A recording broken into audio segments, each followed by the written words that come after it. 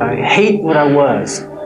I will never be that person again, ever. I don't care if they kill me. I don't care if I live to be 1,000 years old. I will never be what I was before because I hate what I did. I am so sorry for what I did. Under the lights of the Oklahoma State Penitentiary, the air did not move. It hung, thick and almost human, as if it, too, was waiting for what would happen next. The clock above the steel bed read 12:17 a.m., February 4th, 1999. The man lying beneath it did not resist. The straps crossed over his chest, his arms, his ankles.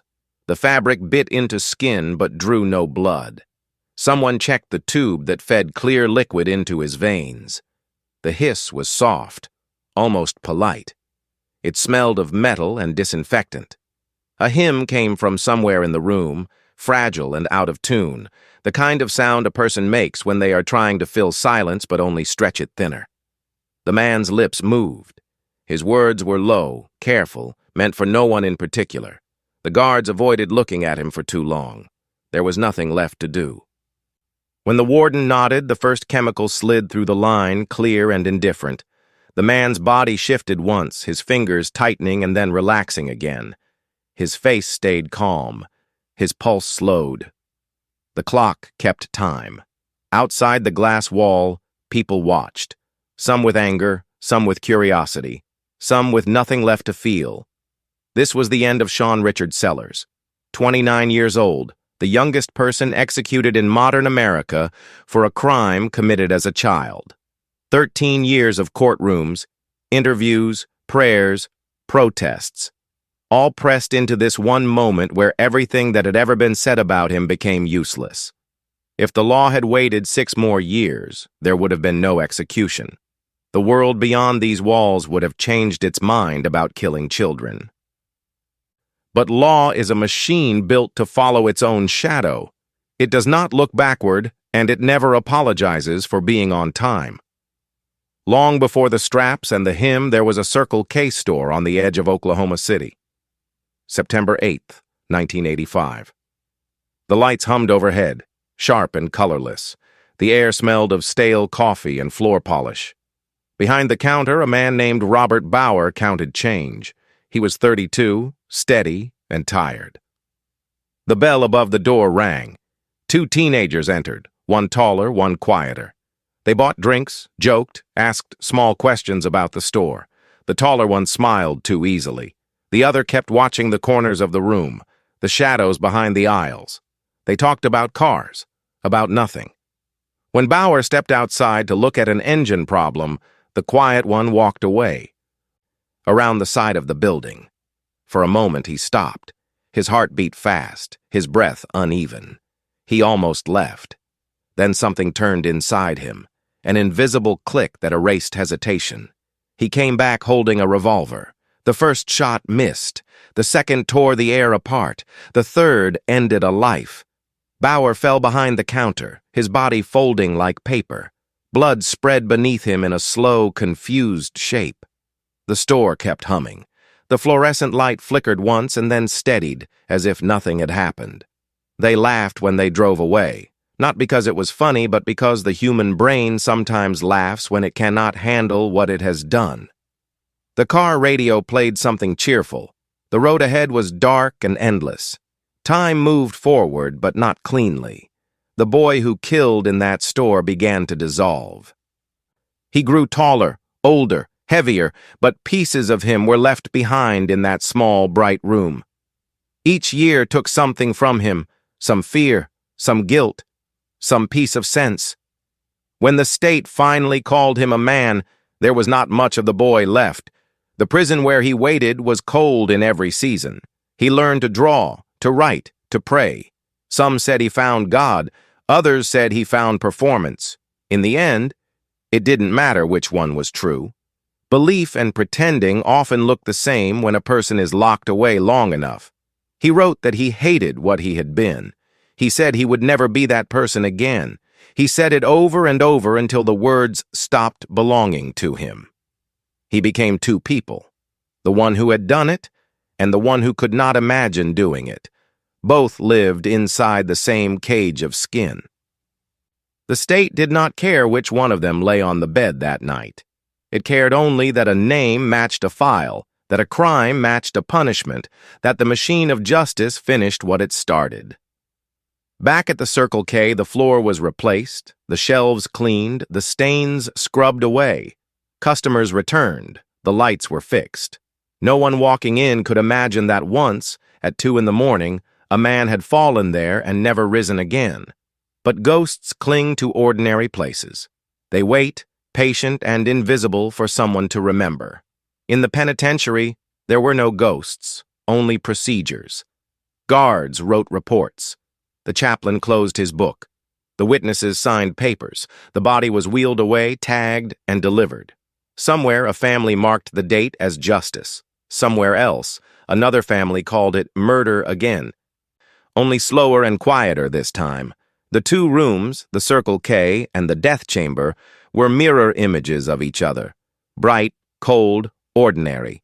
Both smelled of cleaning products and something that never quite washes away. In one room, a boy pulled a trigger and made the world fall apart. In the other, men in uniforms pushed syringes and called it order. Neither room changed afterward. Only the people who left them did.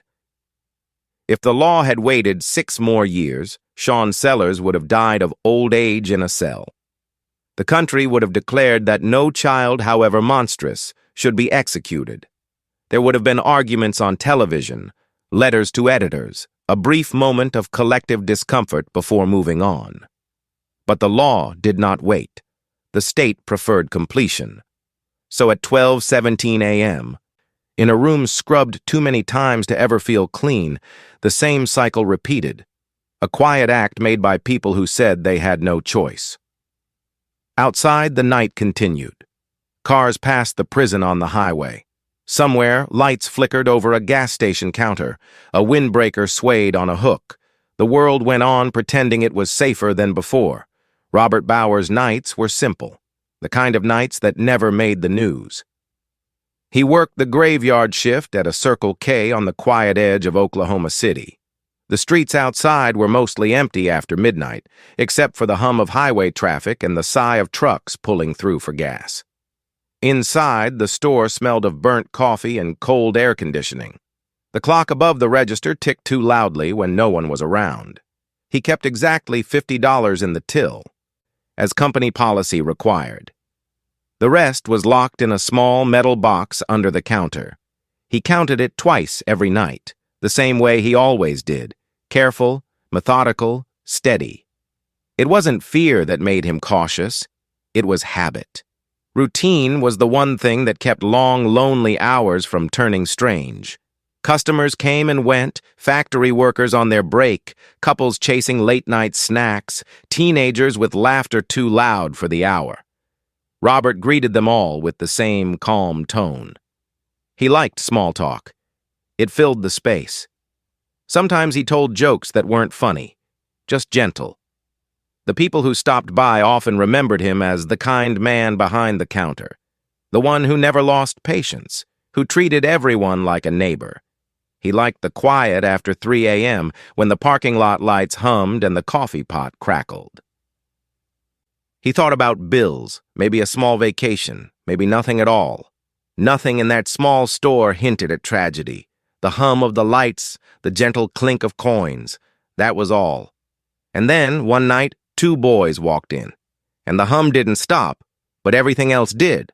Across the city, in another part of Oklahoma, Vonda and Lee Belafato were ending their day the same way they had so many others. Together, in a modest home that smelled of oil, detergent, and something cooking earlier that evening. The kitchen light was still on. Vonda had left a pile of laundry on the chair, promising herself she'd fold it in the morning. Lee was a truck driver, a man who fixed things when he wasn't on the road. That night, he had talked about rebuilding an engine with his stepson. He thought maybe this small project might heal whatever distance had grown between them. The plan was simple: teach the boy what his own father never had the chance to teach. Vonda smiled at the thought of peace returning to the house. Family photographs lined the walls. A child in a school uniform, a wedding day grin, road trip snapshots faded by the years. They were the kind of pictures that seem unimportant until the world looks at them after the fact, trying to find signs of disaster that were never there. They said goodnight around 10. The house was quiet by 11. The clock ticked softly in the hallway. Their son's door closed. No argument, no warning, just another ordinary evening. Outside, the air cooled over the streetlights, and the neighborhood went still. By sunrise, their bedroom would be a crime scene, but not the kind intruders leave behind. The news spread fast, faster than the truth ever could. A 29-year-old man had been put to death in Oklahoma, but what made the story explode wasn't his age at the moment of death. It was his age at the moment of the crime, 16. He became a headline before he became a memory. America executes its youngest offender since 1976. Television anchors said his name the way people taste something bitter, slowly, carefully, hoping the flavor might fade if they spoke it right. Reporters described him as the boy who killed 3 people, the teen who never grew out of his darkness, the man who found God too late. Each description was true in its own way, and none of them were enough. For the courts, Shawn Richard Sellers was a file number and a date. For psychologists, he was a case study in what happens when trauma, delusion, and rage combine before the brain is even finished growing. For politicians, he was a weapon, a reminder that tough on crime still earned votes. But for the people who lived inside his story, it was something else entirely. For Robert Bauer's family, it was about justice that could never balance the scale. For Vonda and Lee's relatives, it was about betrayal written in blood by the person they once tucked into bed. And for those who visited Shawn on death row, it was about transformation. The slow, strange way a boy could rot into a man who quoted scripture and begged the world to believe he had changed. His story became a mirror, and everyone saw what they wanted in the reflection. Some saw a monster, some saw a broken child. Some saw proof that redemption was only a word people used to sleep better at night. The argument split families, churches, even nations. Human rights groups from Europe called the execution barbaric. American lawmakers called it justice. Across the ocean, people signed petitions to stop it. In Oklahoma, people held signs outside the prison that read, "An eye for an eye." Inside those walls, there was only one truth. The law had decided long ago that a 16-year-old could die for what he did. What the law never decided, because no one gave it the chance, was whether he could live without parole instead. A single missing option on a verdict form, life without parole, may have sealed a teenager's fate forever. He was born into movement, never routes, only roads. His parents were still children themselves. A 16-year-old mother named Vonda, a 17-year-old father already drowning in liquor and regret. Their marriage lasted only long enough to prove how fragile love can be when both people are still growing up. By the time Shawn could walk, the shouting had already started. Broken glass, slamming doors, promises that dissolved by morning. When the marriage finally snapped, the father vanished completely. No birthday cards, no weekend visits, not even a phone call. Just absence, the kind that seeps into a child's bones and grows there. Vonda tried. She worked wherever she could, taking long shifts and leaving Shawn with whoever said yes that week. Friends, cousins, neighbors, anyone with a spare room and patience to spare. Every time he unpacked his things, he knew he'd have to pack them again. He learned not to ask how long they'd stay. By age 5, he'd already lived in more homes than most people see in a lifetime. 30 addresses, 30 introductions, 30 goodbyes. Teachers forgot his name halfway through semesters. New schools, new faces, same ache. He learned early that stability was a story other children got told. Can a child raised on instability ever truly learn peace, or only learn how to survive chaos? The only real warmth came from 2 people who had not planned to raise another child, his grandparents, Jim and Geneva Blackwell. He called them Papa and Grandma. Their house smelled like coffee and wood polish. There were rules, but they were gentle ones. Wash your hands, say thank you, pray before dinner. For a while, the chaos stopped at the door. Papa let him help in the garage. Grandma read to him in the evenings. It was ordinary love, the kind that fixes nothing but keeps you alive long enough to try again. For the first time, Shawn slept without waiting for footsteps in the hallway, but even safety can be borrowed time. His mother came back one day with a new last name and a new husband, a truck driver named Lee, steady and quiet, with grease-stained hands and military medals tucked away in a box. She said they were a family now. Shawn believed her because he wanted to. Another move, another promise, another beginning. How many times can a person start over before they forget what home even means? The road took them everywhere. Los Angeles, Oklahoma, Colorado, back to Oklahoma again. Each time the world shifted under his feet. Each time he carried less of himself forward. He changed schools so often that even he started forgetting which version of his name to write on papers. Sellers, Blackwell, Bellafato. Identity became a costume. Childhood became a rehearsal for loss. If love keeps moving, does it still count as love, or just absence with better timing? He was a boy without a fixed name or place, taught that love always came with a map and an expiration date. Every move built pressure, like a crack traveling through glass, too thin to see until it splinters all at once. And then came Colorado. Clean air, mountains sharp as new teeth, a new town that looked like a second chance. His mother said this would be different. He believed her again, because what else does a child do? Colorado would fix everything until it broke him. Colorado was the first place that ever felt steady. The air was clean and thin, the mountains looked close enough to touch, and for the first time, Shawn felt like the ground wasn't shifting beneath him. The town was small, quiet, and full of people who still waved to strangers. It wasn't perfect, but after years of running, it felt like breathing for the first time. He joined the Civil Air Patrol, a youth branch of the U.S. Air Force that trained teens in rescue work and discipline. They taught him how to march, how to lead, how to carry responsibility. He learned to fold uniforms with sharp corners, to stand straight when spoken to find meaning in structure. Every rank he earned felt like a piece of himself being stitched back together. It was the first time adults around him said words like dependable, focused, and leader. He started waking up before sunrise for drills, keeping his shoes polished, memorizing emergency codes. He felt needed. He felt seen. When he wore his uniform, people saluted him, not because of who his parents were, not because of where he came from, but because of what he had done. It was the first time his name carried weight that didn't come from shame or pity. Lee, his stepfather, was proud of him, the proud kind of quiet that doesn't need big words. He watched Shawn come home from training, shoulders back, hair trimmed, eyes alive with purpose. For once, they shared something, a bridge between them built on work and respect. The Civil Air Patrol gave Shawn what no house ever had: consistency. It replaced chaos with command, and for a moment, the boy who once floated from place to place finally felt anchored. He was trusted to lead younger cadets, to organize drills, to help others find the same direction he'd finally discovered for himself.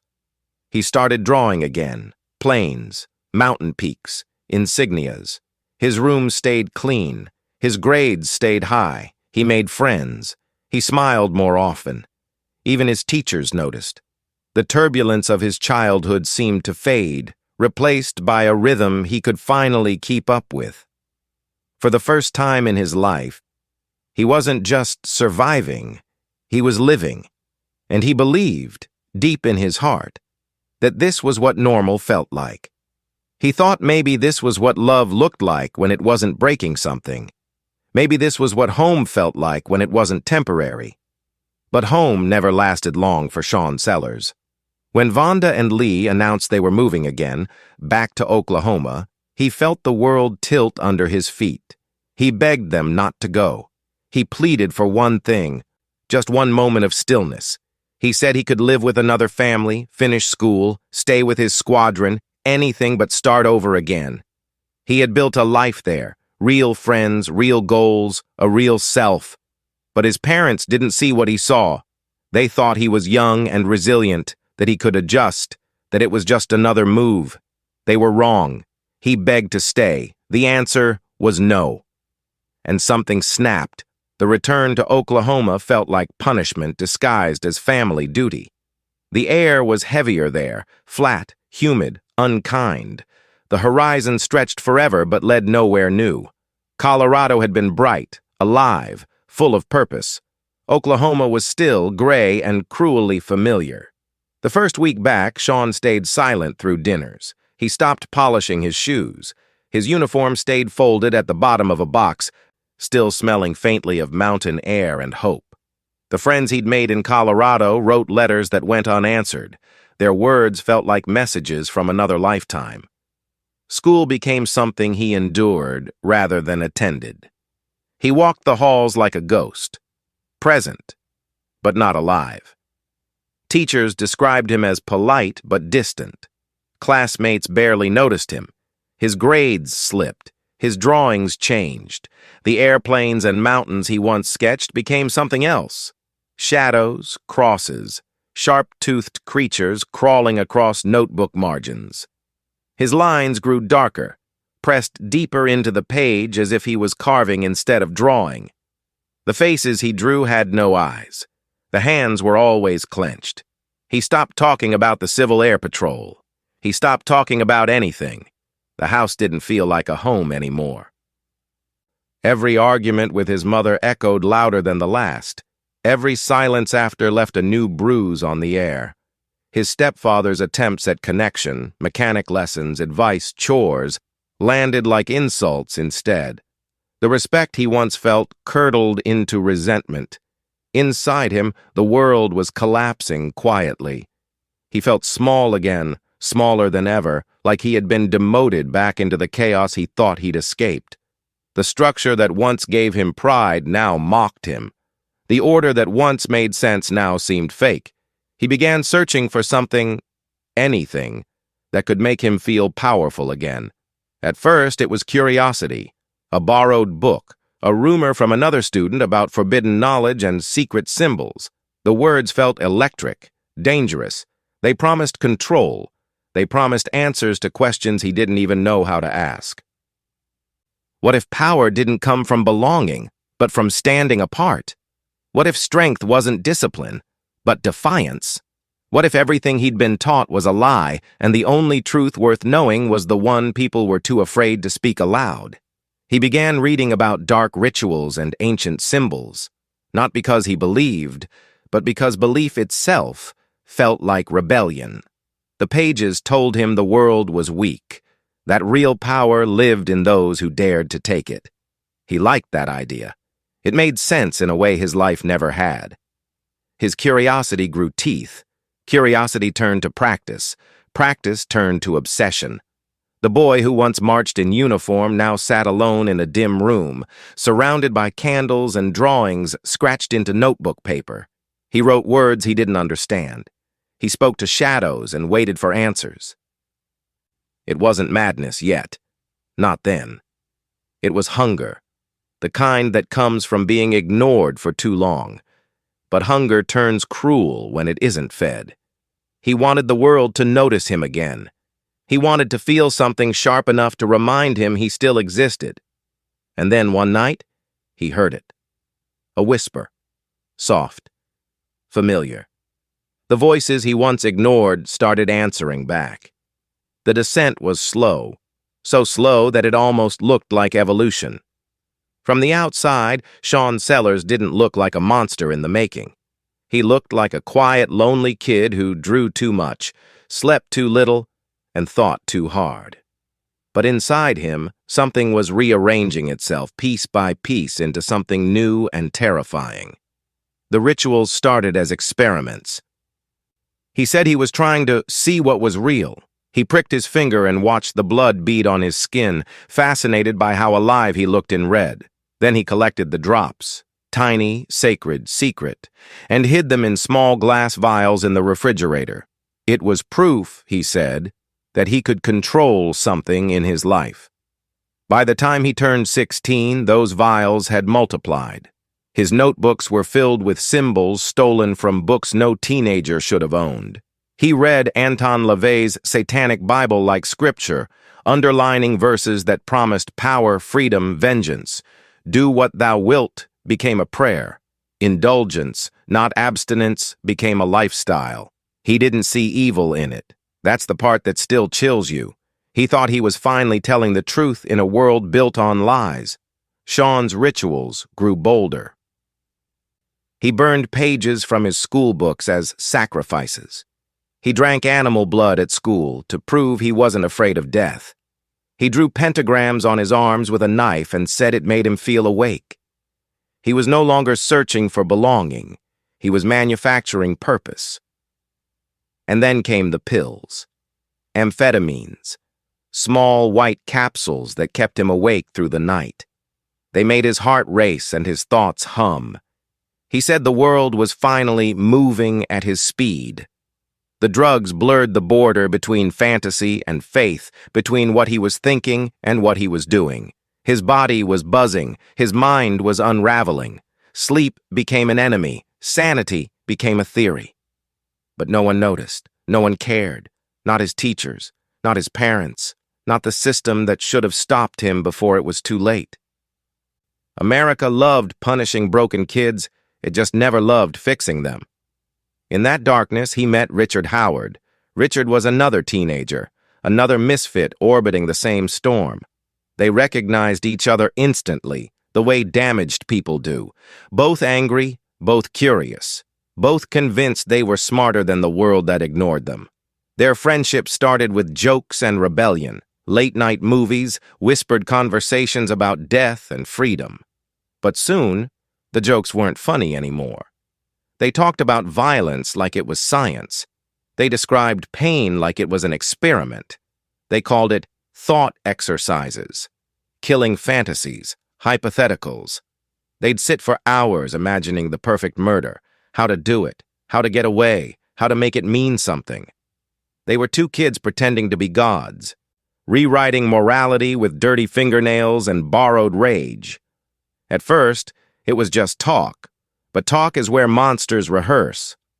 Their notebooks filled with blueprints of what they'd never done, but were planning to. Every time they spoke it aloud, it became less impossible, less unthinkable.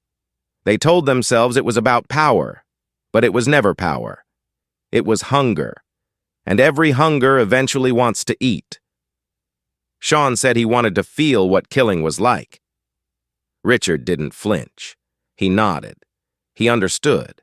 The air between them changed.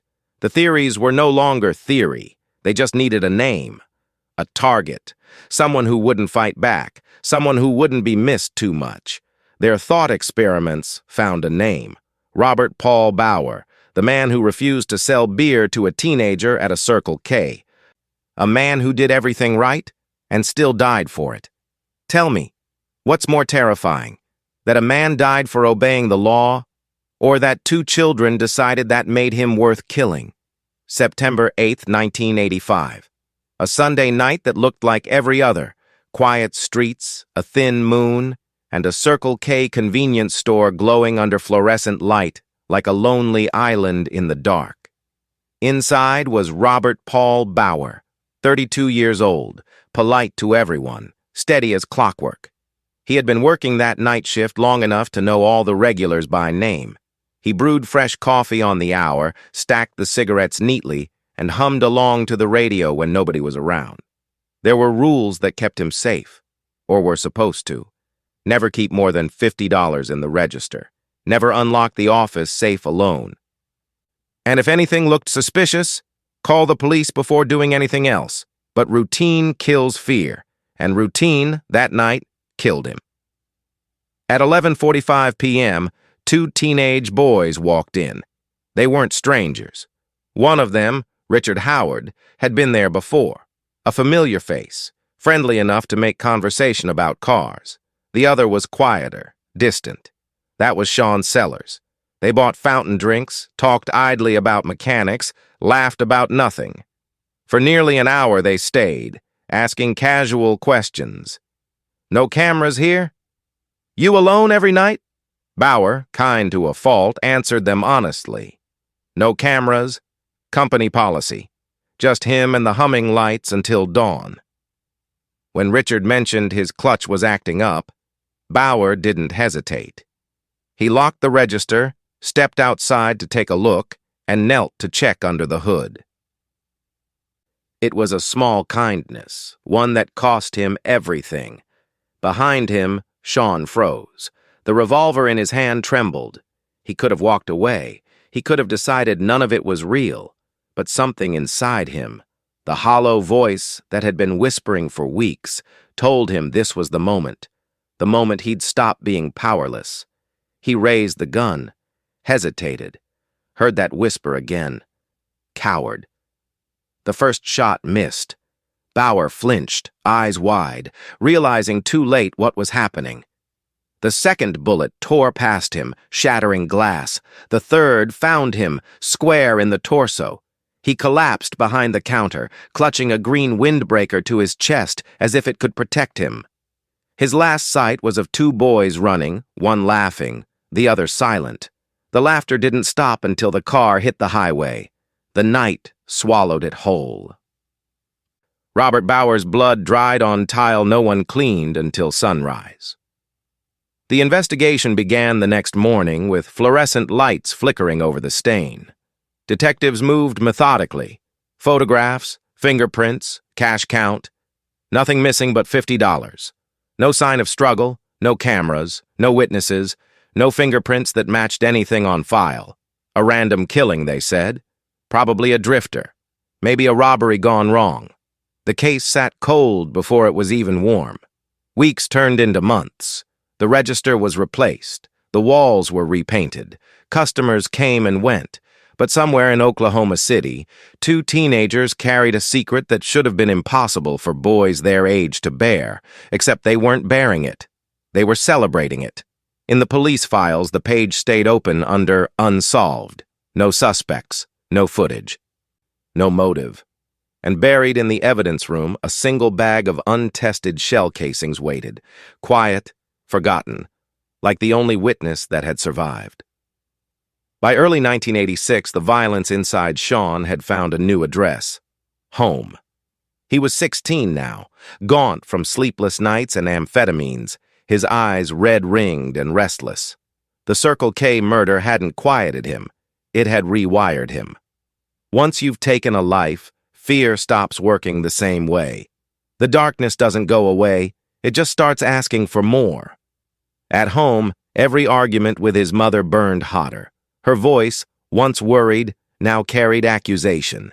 She'd noticed his erratic behavior, nights awake, trembling hands, eyes that wouldn't meet hers. She hated his girlfriend, Angel, a 15-year-old dropout with a streak of rebellion that mirrored his own. To Vonda, the girl was a mirror of her younger mistakes. To Shawn, she was the only person who didn't make him feel small. "Stay away from her," Vonda warned again and again. And every time Shawn heard something else entirely. "You're still a child. You'll never be free." The house became a war zone in slow motion, slamming doors, long silences, cold dinners. Each fight left something cracked that never healed. Lee, his stepfather, tried to calm things down, offered projects, distractions, fatherly gestures. He told Shawn they could rebuild the pickup truck engine together, just the two of them. But Shawn wasn't listening anymore. Every word from Lee sounded like control. Every attempt at connection sounded like mockery. The rage started small, gritted teeth, clenched fists, but it grew louder with every sunrise he didn't sleep through. The amphetamines made his thoughts sprint faster than his body could keep up. Sleep deprivation blurred the line between memory and hallucination. The whispers in his head weren't faint anymore. They were instructions. He began testing ways to kill quietly. The first plan was cowardly, almost childish, rat poison in his mother's coffee. He stirred it in carefully, smiling as he handed her the cup, watching her sip, waiting for some cosmic reaction that never came. The failure only humiliated him further. The voices mocked him. You can't even finish what you start. That night, he didn't sleep at all. He stared at the ceiling and felt something new. Clarity. A cold, surgical calm. The next plan would not fail. He mapped it out in silence. Every step, every sound, every breath that would lead to the final moment. He stopped seeing his parents as people. They were obstacles. The last wall between him and the version of himself he thought he was becoming. In his notebook he wrote, "They made me. They can't unmake me." When the night came, he prepared like a soldier. He turned off every light in his room. He waited until the house settled into its slow, rhythmic breathing. Then he opened the drawer beside his stepfather's bed. He already knew what was inside. A loaded .44 caliber revolver. He laid it on his lap. No trembling this time. No hesitation. And then, one of the coldest, most chilling details of all. Before he stood up, he stripped down to black underwear. Because black would show less blood. He had learned from the first killing. This one, he decided, would be cleaner. When he finally stepped into his parents' room, the whisper in his head didn't sound like a voice anymore. It sounded like approval. The house was silent except for the hum of the refrigerator and the slow tick of a wall clock, each second slicing through the dark like a countdown to something unspeakable. Shawn moved barefoot through the hallway, gun heavy in his hand, the metal cool against his sweating skin. His body felt detached, like he was watching himself from outside, a shadow moving through someone else's nightmare. The whispers that had once mocked him now murmured approval. Do it quickly. Don't think. End it. The bedroom door creaked open just enough for him to see them. Vonda and Lee, asleep. Breathing slow, bodies still locked in the peace he hadn't felt in years. The moonlight touched their faces. For a moment, just one. Brief moment. Something almost human flickered inside him. He could have turned back. He could have dropped the gun. Instead, he raised it. The first shot exploded through the stillness, tearing into Lee's head before he could even wake. Vonda jolted upright, confusion turning to horror before she could speak his name. The second bullet caught her in the face. The third, fired with methodical precision, ended her life completely. 3 shots. No screaming. Just the ringing echo of gunfire swallowed by the walls that had once been home. And then silence. The kind that feels alive, crawling into your skin and settling behind your ribs. For a few seconds, Shawn stood there, staring. The smell of gunpowder and blood filled the air. His ears rang. The whispers were gone now, replaced by a hollow calm. He said later it felt like relief, like pressure leaving his body. He began staging the scene, opening drawers, overturning furniture, scattering objects across the floor. He smashed a window, made it look like a robbery. Every detail planned, every motion rehearsed. The chaos looked convincing, too convincing. He wiped the gun clean, took the shell casings, and left. The sound of gravel crunching beneath his tires was the only heartbeat left in the house. By the time the first rays of dawn touched the horizon, Shawn Sellers was already at Richard Howard's place. His accomplice, his mirror, his only witness to the darkness that now owned him. He told Richard what he'd done in the same tone someone might use to describe a completed project. Then they hid the murder weapons together, the .44 revolver used that night, and the .357 from the Circle K killing months before. They buried the evidence in secrecy, convinced the plan was flawless. Hours later, Shawn returned home. This time he played his role perfectly, the son who discovered the bodies. He screamed for help. He cried on command. His shaking hands clutched the phone as he called the police, his voice breaking in all the right places. To the first responders, he looked like a boy whose world had just ended, not the one who ended it himself. The scene worked, at first. Detectives saw a grieving teenager, not a murderer. They took his statements gently, promised to find whoever did it. The headlines would soon call it a double homicide, suspected burglary, and the neighborhood mourned the tragedy of a family torn apart by unseen intruders. But behind the yellow tape, one veteran investigator lingered a little too long at the window frame, where the glass was broken outward, not inward. Detectives worked the scene methodically, moving through the Bellafato house like surgeons dissecting grief. Drawers pulled out, furniture overturned, glass shattered. It all screamed robbery, but too cleanly. The pattern didn't breathe like real chaos. It looked rehearsed. They started noticing small things. The dresser drawers were pulled out, but nothing of real value was missing.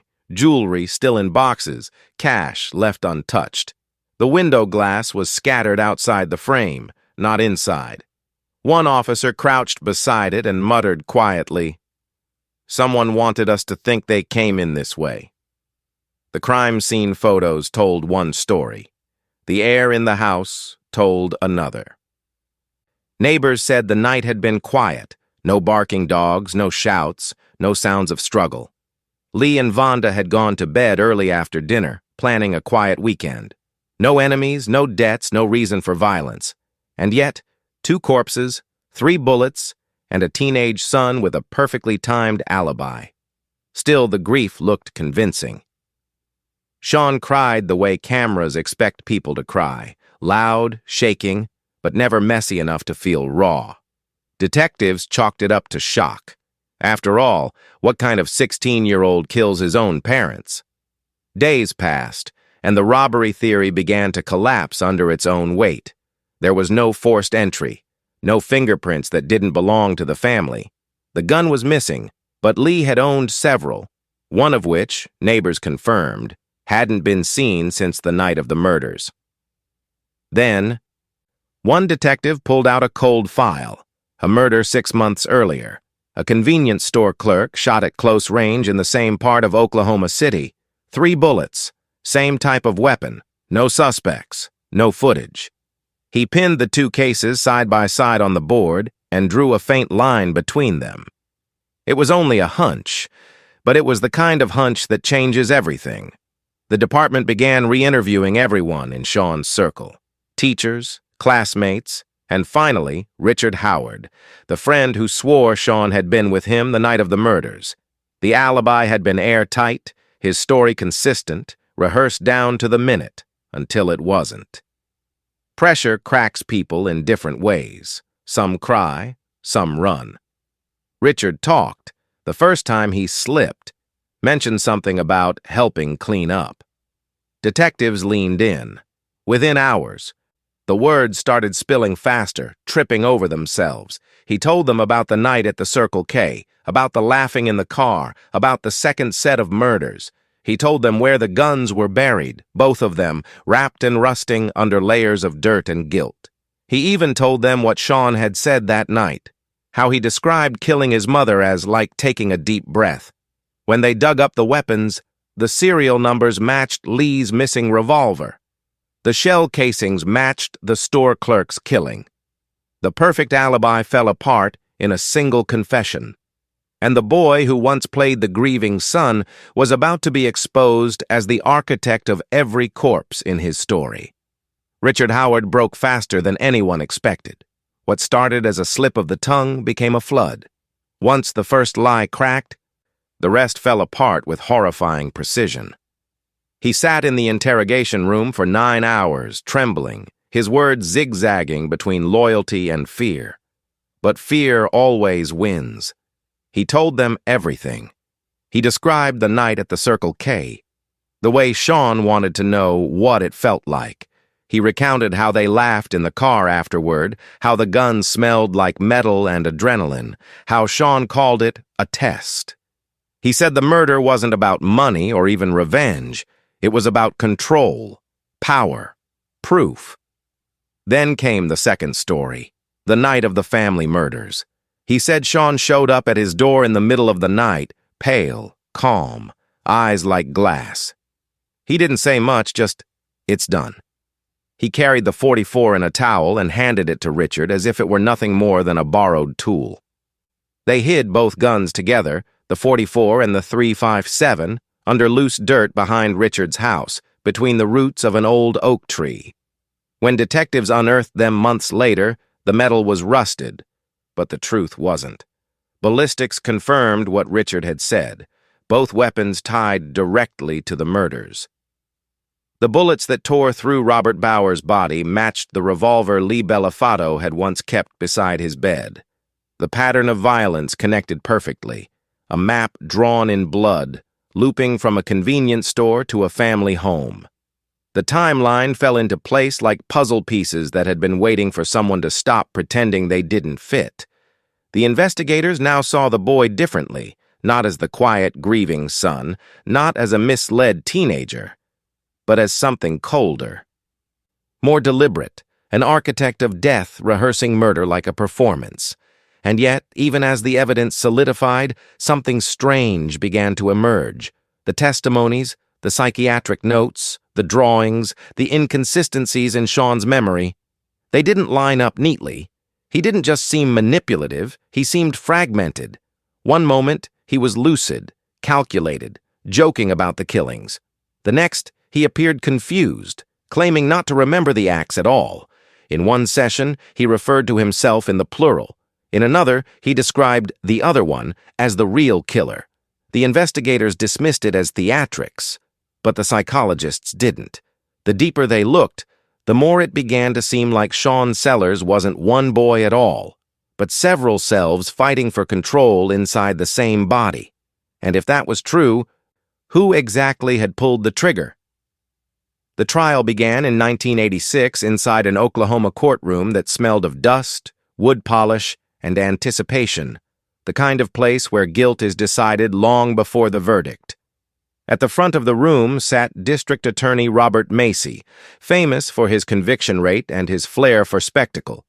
To him, this was more than a murder trial. It was theater. 3 corpses, 1 teenage killer, and a nation gripped by fear of satanic cults and youth corruption. The cameras loved it. The headlines wrote themselves. Across from him at the defense table sat a pale, stone-faced 16-year-old boy whose name had already become a warning whispered in classrooms, Shawn Sellers. His lawyers were underfunded, outmatched, and cornered before they even began. Their entire expert witness budget? $750, barely enough for a single credible psychologist, let alone the army of specialists the prosecution had assembled. From the first moment, the tone was set. This wasn't about the why, it was about the what. 3 people were dead. Someone had to pay. The cultural backdrop only made things worse. America in the mid-1980s was gripped by satanic panic, a national fever dream that blamed heavy metal, horror movies, and Dungeons and Dragons for corrupting the youth. When police found Shawn's drawings, his ritual notes, and his copy of the Satanic Bible, the prosecution didn't hesitate. They called him a priest of evil, a self-made demon, proof that Satan walks in sneakers. Every headline that week screamed about devil worship. Every juror read those headlines. The defense tried to push back, weakly at first. They wanted to argue that Shawn was mentally unstable, that he had been raised in chaos, abandoned, traumatized, that his brain was still developing. They requested permission to bring in an adolescent brain expert to explain that teenagers literally think differently, that they feel impulse stronger, consequence weaker. Judge Charles Owens denied it. He ruled that jurors didn't need an expert to understand the difference between a child and an adult. He was wrong, but his word was law. The defense also begged the judge to instruct the jury that age should count automatically as a mitigating factor. Another denial. They can decide for themselves, the judge said. If his age matters, they'll see it. They didn't. The most fatal ruling came at the end of the pre-trial motions. The defense asked for lesser-included offenses, manslaughter, second-degree murder, anything that could give jurors a middle ground. The judge refused again. The choice would be binary, There would be no gray area, no mercy option. When the jury went to deliberate, they had only two doors to walk through: guilty or let him go. And once a system builds a hallway with only two exits, everyone knows which door it expects them to choose. The verdict came back faster than anyone predicted. Jurors avoided eye contact as they filed into the courtroom, the air so thick with silence it seemed to pulse. The foreman stood, hands trembling slightly as he unfolded the slip of paper that would decide a life. Guilty on all 3 counts of first-degree murder. The words landed like a hammer on marble. There was no gasp, no outrage, no sound, just the collective exhale of a courtroom that had already made peace with killing a child.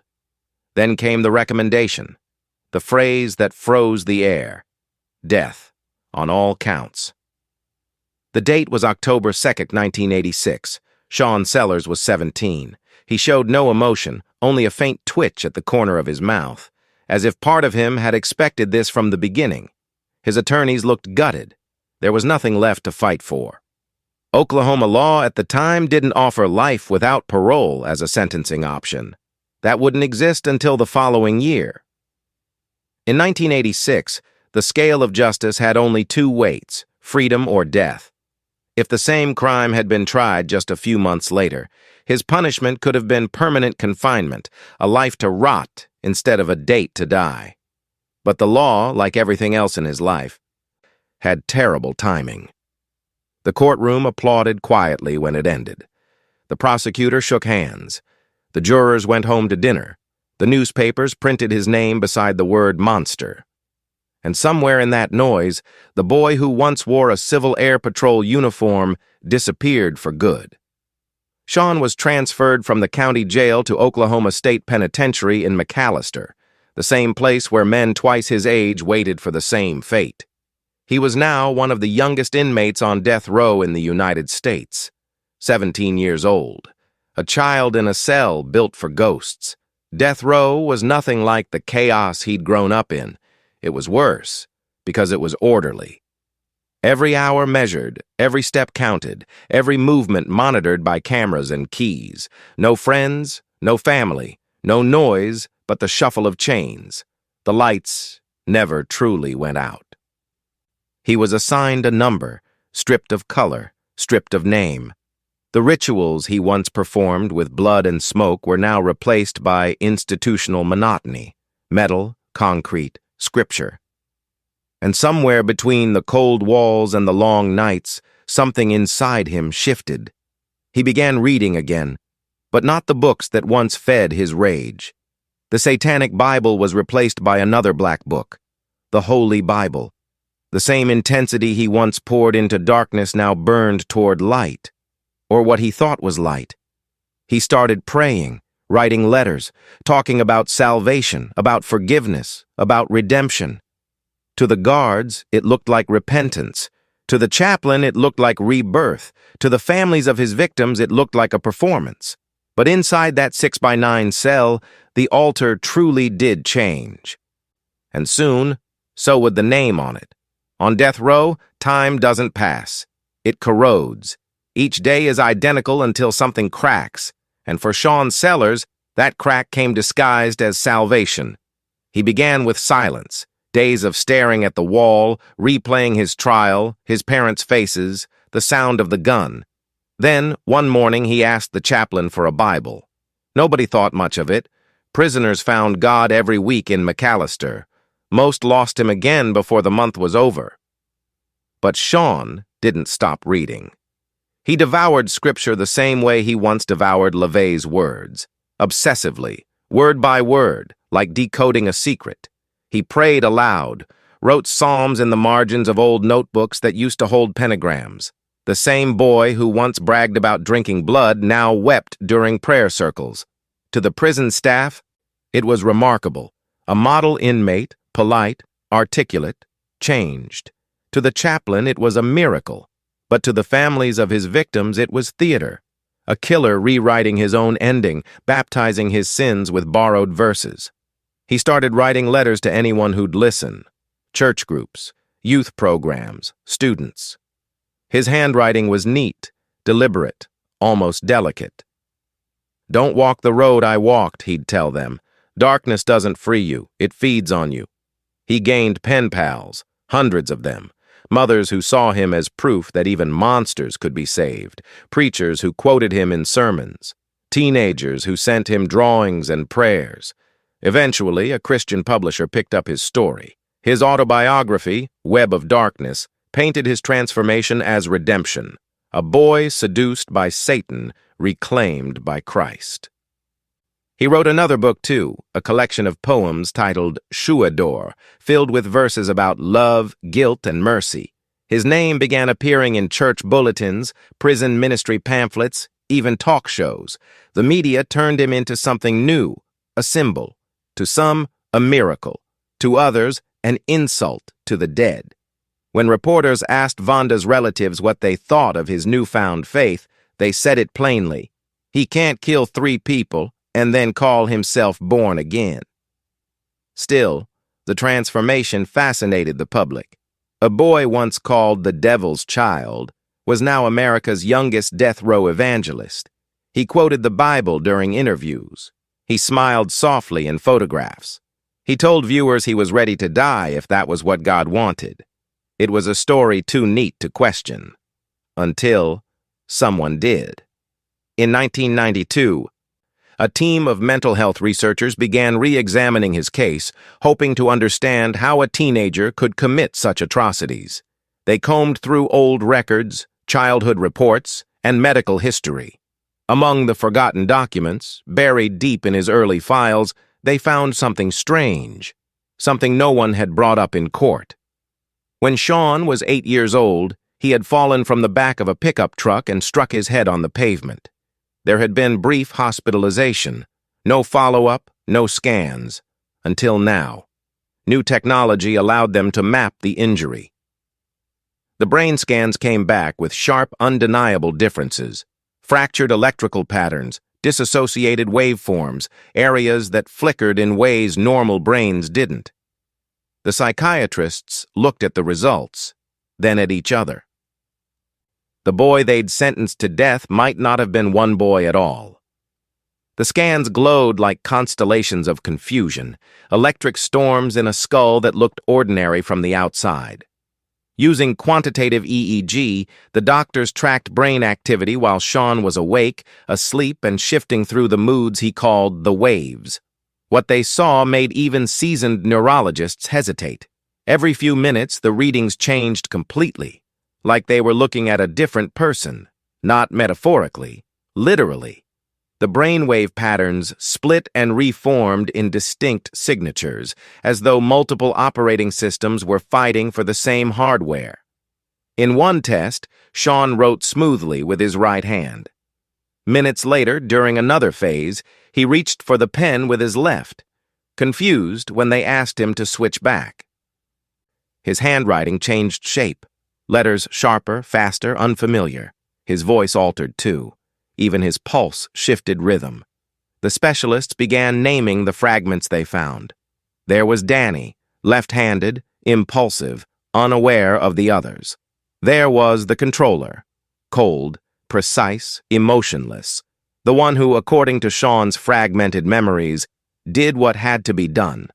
Some patterns hinted at more, maybe 3 distinct selves, maybe 8, none of them whole. The psychiatrist's conclusion was cautious but chilling. He exhibited clinical markers of dissociative identity disorder, formerly known as multiple personality disorder.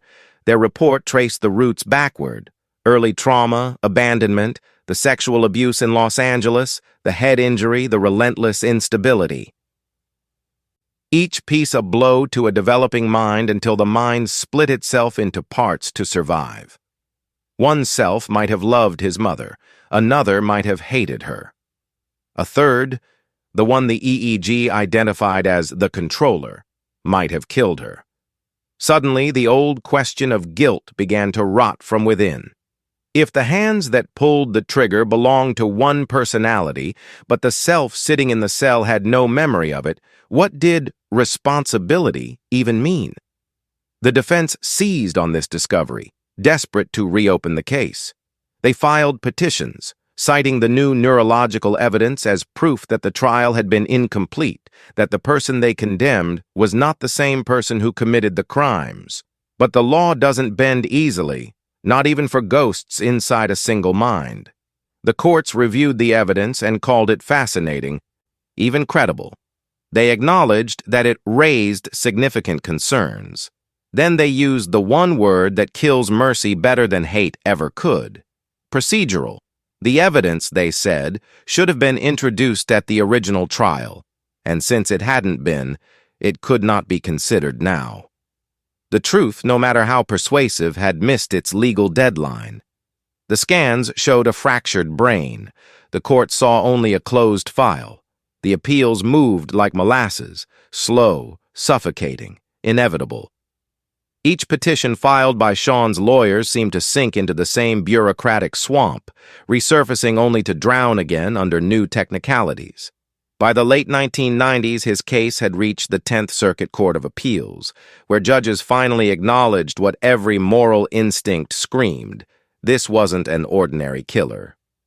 Their written opinion was startlingly honest for a federal court, admitting that the new psychological and neurological evidence was compelling and might even suggest actual innocence of intent. But compassion has a shelf life in law. The court's hands, they claimed, were tied. The evidence arrived too late, the statute too rigid. Procedural default, they called it again, legal jargon for "we believe you," but it doesn't matter. Still, the opinion left a sliver of hope. One line buried near the end of the ruling changed the tone of the entire fight. The proper avenue for relief may lie in executive clemency. It wasn't justice, but it was a direction. As his lawyers prepared a clemency petition, something else surfaced, something almost poetic in its cruelty. One of the original jurors, Diana Cron, reached out after seeing a documentary on Shawn's case. Her voice shook when she spoke to reporters. "We thought life meant 7 to 15 years, she said. If we'd known life without parole was an option, we never would have chosen death." Her regret poured gasoline on an already burning debate. How could a death sentence stand when even its authors misunderstood the terms? But Oklahoma wasn't listening. The political climate had shifted again. Tough on crime was the campaign gospel. Public mercy was suicide for anyone seeking re-election. And the man holding the only key to Shawn's survival was Governor Frank Keating, a conservative Catholic with presidential ambitions and a public vow so absolute it silenced every plea before it began. "No clemency," he declared, "not for anyone, not under my watch." He said it on record. Repeated it in interviews, turned it into policy. It didn't matter what the courts thought, it didn't matter what the jurors regretted, it didn't even matter what the brain scans showed.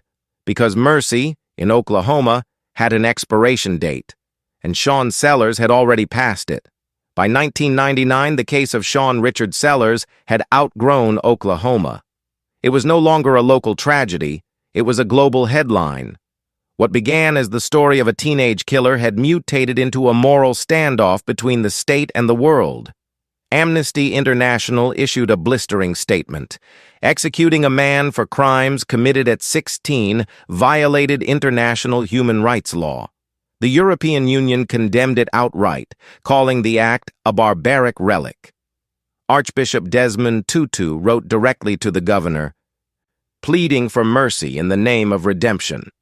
And from the Vatican itself, Pope John Paul II sent word, reminding Governor Frank Keating of his own faith and of the Church's opposition to taking a life when repentance was possible. But Oklahoma didn't flinch.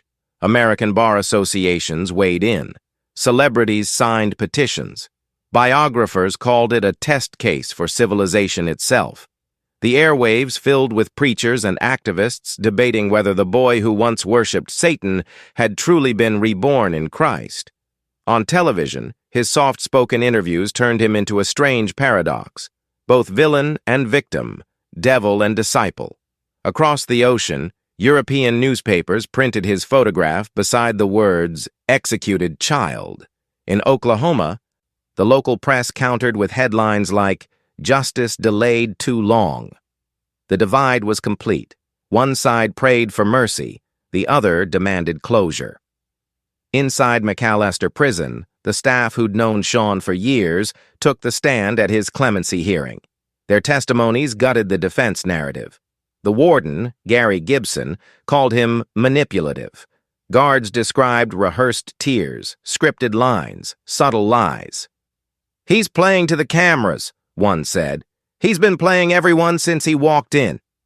The parole board listened without expression. Outside the chamber, protesters sang hymns in the cold February air. Inside, bureaucratic calm prevailed. 5 members, 1 vote, and in less than an hour, the result, 5-0, clemency denied. When the decision was read aloud, there was no gasp, no outrage. Just quiet paperwork and the sound of doors closing. By then, Shawn had 2 days left, 2 days to live, one last hearing behind him, and not a single soul in power willing to move a finger. On February 4th, 1999, the death chamber at Oklahoma State Penitentiary smelled faintly of disinfectant and metal, a sterile kind of anticipation. Everything about it was rehearsed, the straps laid out neatly, the IV lines coiled like obedient serpents, the glass partition waiting for its audience. Shawn Sellers had requested Chinese food for his last meal, sweet and sour shrimp, egg rolls, fried rice. Nothing extravagant. He ate quietly, thanked the guards, and spent the remaining hours writing letters to the few people who still believed he had changed. To them, he wrote about peace, forgiveness, heaven. To himself, he wrote nothing at all. When the hour came, he walked the corridor without resistance. The witnesses were already waiting on the other side of the glass, 7 relatives of Vonda and Lee Belafato, faces rigid, jaws clenched. Some wore buttons with a single word printed in black letters: justice. He lay down on the gurney without a struggle. The straps tightened around his wrists, chest, and legs. The warden asked if he had any final words. Shawn looked toward the window, toward the faces of the family he'd destroyed. "All the people hating me right now," he said. "When you wake up tomorrow, you'll still hate me. Nothing will change inside you until you reach for God. Let him touch your hearts. Don't hate all your lives. I love you all." His stepsister later called those words presumptuous.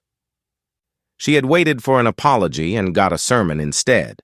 Then he turned his head toward Warden Gary Gibson and said the line that became legend: "Let's do it, Gary. Let's get it on." As the drugs began to flow, his lips moved again, singing softly the hymn he had memorized from countless chapel visits. "Set my spirit free, that I might praise thee. Set my spirit free, that I might worship thee." At 12:17 a.m., his body went still. At 12:19, the doctor nodded. At 29 years old, Shawn Sellers was declared dead, the youngest offender executed in modern American history for crimes committed as a juvenile. Outside the prison gates, protesters knelt under the floodlights, candles flickering like weak defiance against state power. Inside, the family exhaled as though the air itself had been on trial. It felt like closure. It looked like justice. It sounded final. But history has a cruel sense of timing. 6 years later, in 2005, the U.S. Supreme Court would finally rule that executing juvenile offenders violated the Constitution. It was a decision written in mercy, and it arrived 6 years too late for the boy whose altar had changed, but whose death had already been sealed in ink. The execution chamber emptied, the straps reset, the lights dimmed. Business as usual. But outside those concrete walls, something was beginning to shift. In the years that followed, lawyers, scholars, and activists kept invoking the name Shawn Richard Sellers. His case turned into a kind of ghost, haunting courtrooms, ethics panels, and theology debates alike. Professors cited it in lectures. Journalists reopened it whenever the country argued about the death penalty. His face appeared on protest banners in cities he'd never seen, And then, in 2005, came the reckoning. The U.S. Supreme Court, in Roper v. Simmons, declared that executing anyone for crimes committed under the age of 18 violated the 8th and 14th Amendments. Cruel and unusual punishment, finally acknowledged for what it was. 71 juvenile offenders across America had their death sentences commuted overnight. Their lives, once measured in months, suddenly stretched back into years. But not his. Oklahoma never reopened the file, never apologized, never admitted the timing had turned justice into irony. Shawn's death stayed right where it was, frozen on February 4, 1999, as if the Constitution had missed his heartbeat by 6 years. His name became an exhibit in legal textbooks, a cautionary note in footnotes about evolving standards of decency, a case cited not to mourn, but to measure progress. He became a benchmark of failure disguised as evolution. The state moved on. The system congratulated itself for catching up. But buried beneath all that reform was a quieter, more poisonous question that no ruling could erase. If a delay of 6 years meant life for 70 people, then what exactly does speed mean in a system built to kill? Their names remained the only steady truth in a story that kept mutating with every retelling. Robert Paul Bauer, the night clerk who never came home. Vonda Belafato, the mother who believed love could still fix a son already splitting apart. Lee Belafato, the stepfather who offered guidance and caught a bullet instead. 3 names, 3 bodies, one small town that never slept the same again. For years after, the community carried its grief like a civic badge. Parents whispered warnings, pastors preached caution, and neighbors still lowered their voices when they passed the old Circle K. The wounds never healed, only hardened. Justice had come in the shape of a syringe, and for many, that was enough. But for others, the questions never stopped echoing. They asked how a system that claimed to value life could miss every signal that might have saved 3 others, how schools, doctors, and courts all saw the smoke, but none called the fire. They looked at the trial record and saw what wasn't there. The missing life without parole option in 1986, a safety middle ground that might have turned vengeance into permanence without blood. It arrived 1 year too late, like everything else in the case. They talked about mental health gaps, about the foster homes, the head injury, the 30 addresses before adulthood. They debated whether clemency still meant mercy or had become a ritual formality, paperwork pretending to be compassion. In theory, clemency existed as a safety valve for precisely this kind of case, when law and conscience collided. In practice, it had jammed shut. Shawn's story left behind no peace, only a ledger. On one side, pain, righteous and human. On the other, context, inconvenient and uncomfortable. Between them, a debate that still refuses to die. Was he a monster born or a child abandoned? A manipulator seeking redemption or a broken mind stitched together by violence and fear? The system called him one thing. The brain scans called him another. And somewhere between the boy who sang hymns and the one who once drew pentagrams in pencil, the final question still lingers like a reflection in a cracked mirror. Do you punish the boy, the man, or the fractured mind trapped between them? The story ends where it began. 2 rooms, 2 truths. In one, under fluorescent light, a young man in a green windbreaker pulled a trigger inside a Circle K, his heart racing faster than thought. In the other, 14 years later, the same man lay strapped to a gurney under a different fluorescent light, whispering hymns as the state delivered its own kind of precision. Between those rooms stretched a lifetime made of echoes, law, fear, ritual, regret, and somewhere beneath it all, that single sentence he wrote once, in neat block letters, like a promise he couldn't keep. I will never be that person again. He wasn't lying. The problem was that by the time he truly became someone else, no one cared which version was dying. The system called it justice. The headlines called it closure. The world called it too late. Now the mirror faces you. Should age cap punishment or only excuse it? If the DID evidence was real but arrived too late, what does justice look like then? Mercy or precision? Was this accountability or was it impatience written into law? Add your reasoning below, not just your reaction. New cases every week, because the next story might ask where your own line begins.